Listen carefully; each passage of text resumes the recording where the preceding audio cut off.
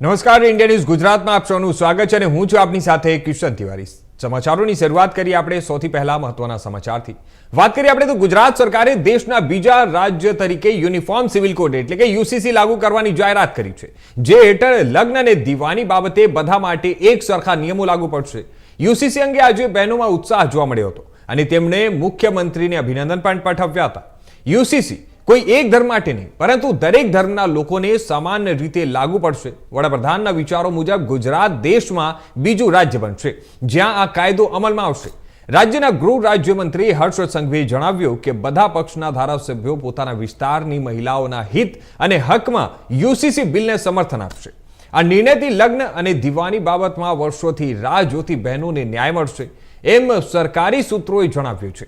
પ્રસ્તાવિત કાયદો લાગુ થવા બાદ તમામ ધર્મના નાગરિકો માટે લગ્ન અને દીવાની બાબતે સમાન નિયમો અમલમાં આવશે। ગુજરાતના ઇતિહાસમાં સોનેરી અક્ષરોમાં યાદ રાખવામાં આવશે।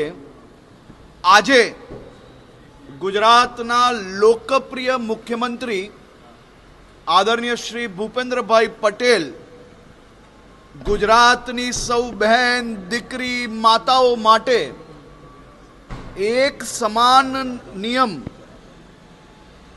યુસીસી એ ગુજરાત વિધાનસભા ગૃહમાં મૂકવા જઈ રહ્યા છે। 1947માં આપને આઝાદી મળી ગઈ, પરંતુ દેશભરમાં નિયમો સમાજ આધારિત રહ્યા, જ્ઞાતિ આધારિત રહ્યા, ધર્મ આધારિત રહ્યા। એનાથી સૌથી મોટું નુકસાન અગર કોઈને ગયું હોય તો દેશની દીકરીઓ, બહેનો અને માતાઓને ગયું છે। આજે ગુજરાતમાં મારી સૌ માતાઓ, બહેનો અને દીકરીઓ માટે એક સમાન નિયમો એ આવનારા દિવસોમાં આવી રહ્યા છે।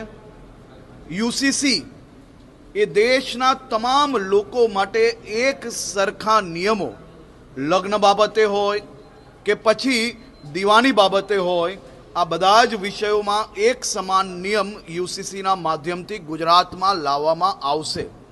આજનો દિવસ એ ઐતિહાસિક છે। મારી આ બધી માતાઓ, બહેનો અને દીકરીઓ આજના દિવસની વર્ષોથી રાહ જોઈ રહી હતી। એ દિવસ, આ ઘડી આ સૌ બહેનો માટે ખૂબ મોટું રક્ષણ પુરવાર થવાનું છે।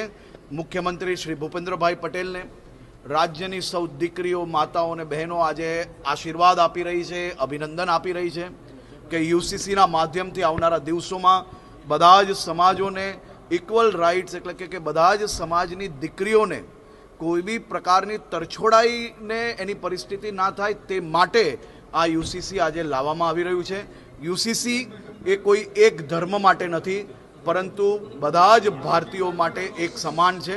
હું રાજ્યના મુખ્યમંત્રીશ્રીને, રાજ્યના સૌ નાગરિકો વતી ખૂબ ખૂબ અભિનંદન આપું છું કે આપ સાહેબે આ વિચારીને આદરણીય પ્રધાનમંત્રીશ્રીના જે વિચારો છે તેને ગુજરાતમાં, દેશમાં બીજા રાજ્ય તરીકે આપણે આજે યુસીસી લાવી રહ્યા છે અને જરૂરથી બહુમતીથી, અને હું માનું છું ત્યાર સુધી રાજ્યની દીકરીઓ, રાજ્યની માતાઓ, રાજ્યની બહેનોની સુરક્ષાનો વિષય હોય, એમના હકનો વિષય હોય, ત્યારે બધા જ ચૂંટાયેલા પ્રતિનિધિઓ એમના વિસ્તારની બહેનો, માતાઓ અને દીકરીઓના હકમાં એક સમાન, એમના ન્યાયમાં સાથે અને ખૂબ ઐતિહાસિક રીતે આ બિલ આજે પ્રસ્તુત સાથે સાથે પાસ બી ગુજરાત